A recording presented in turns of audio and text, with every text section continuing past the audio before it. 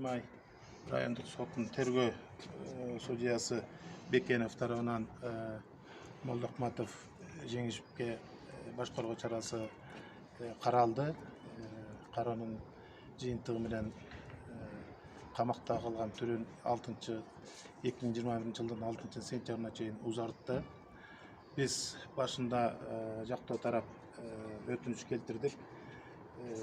Себеби дегенде Жеңиш Молдохматовду өзүн алып келген жок сотко. Анан экинчиден азыркы күндө баарыбызда иштеп аткан жана бизде онлайн связь деген бар. Онлайн связьда болгон жок, анда колдонгон жок. Болгону бир справка алып келип тиркешиптир. Анан ошол тергөөчү актыда, анан ошо тергөөчү түзүптүр. Анан кийин сиз онун ДПНК деп коет, ошо ДПНКсына кол коюп бериптир дагы, анан бир штамп басып коюптур. Биз айттык, бул ошо мыйзамга туура келбейт. Бардык любой документтен, тем более спецрежимдин документтери гербовый печать менен бекитилиш керек жана ошол жетекчинин, ошол мекеменин жетекчинин колу менен гана такталыш керек депчи.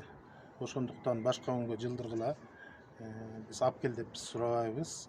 Жок дегенде онлайн түрүндө өткөрөлү, ал дагы көрсүн, ал да уксун, жактоо тарап эмне доводдорду келтирип атат, эмне деген жүйөлөрдү келтирип атат, кандай сөздөрдү айтып атат, анын дагы сөзүн угалы. Биз кол сүйлөп коюп кете беребиз, бирок адамдын тагдыры чечилип атат депчи. Адамдын укугу деген бийик турат. Себеби дегенде бизде бул конституциянын жобосунда так бекитилип турат да. Ошондуктан өзүн обеспечение кылгыла дедик. Өзү келсин десек, көп жүйөлөрдү келтирдик. Анан ал өтүнчүбүздү да жокко чыгарып койду. Андан кийин буга чейин ооруп аткандыгы боюнча көп маалыматтар бар болчу. Расмий медициналык мекемелердин көптөгөн медициналык документтерин тиркедик. Жашаган жеринен боюнча маалым катты тиркедик. Үй бүлөсү боюнча келинчеги, 2 кичинекей баласы, апасы документтерин баарын тиркеп бердик. Айттык, эми бул эч жака. Булардын болгон бир гана жүйө келтирди. Эгер чыгып кетсе, качып кетет. Баягы эле дежурный бири. Экинчиси тергөөгө жолтоо кылат. Кийин сотко жолтоо кылат. Анан ошо тергөө органдарга бир кандайдыр бир давление кылат депчи. Анан бул биздин ошол кылмыш жазык кодексте ушундай бир строка бар да, дежурный строкада. Аны үчүн тергөө органдары аны үчүн доказать этиш керек.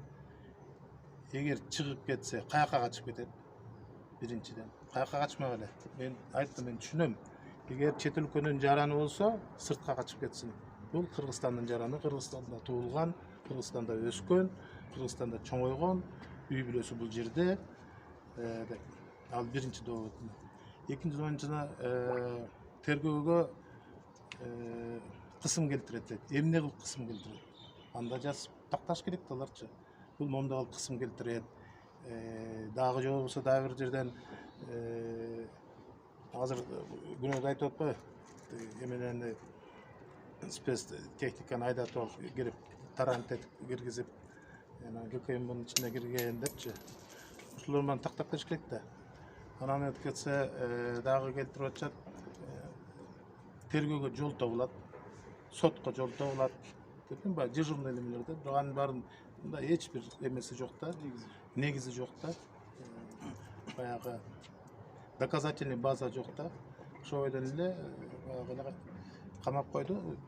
Эми Кыргыз Республиканын жазык процесс кодексинин атайын беренелери бар. Ушунун алымында негизинде 5 күндүн ичинде Бишкек шаардык сотко апелляциялык тартипте даттанууга укугубуз бар. Даттанып кайрылабыз сотко. Болгон маалымат ушул. Бир суроодо сиздин айткан сөзүңүзгө караганда жазык процессуалдык кодексинин талаптарынын баары бузулуп атат да. Однозначно, туурабы? Кандай деп ойлойсуз? Мен ойлоп атамда 2 айдан бери камакта жаткан киши эмгиче мындан да оор кылмыш болгон нерсени тергөөсү бүтүп иш сотко өтүш керек болчу да, соттун өндүрүштө. Саясий бир өңүттө, саясий заказ катары баглайбызбы ушуну? Бул буга коюлган биринчиси колумда турат. Биринчисинде буга баягы ишти коскогондо башка 245-бирененин экинчи бөлүгү менен коскогон экен. Бул жанагы здание сооруженияларды талкуулады, басып алды деген берене да. Бирок аны 6 май 21-жылычы. Ал эми эле кайра кийин май 21-жылы ушундой эле кайра эме кылыптыр да. Тиги 264-түн биринчи беренеси менен переквалификация кылыптыр. Бул уже жана башаламандыкты уюштуруу дегенчи. Уже саясий. Башаламандыкты уюштуруу деп атат.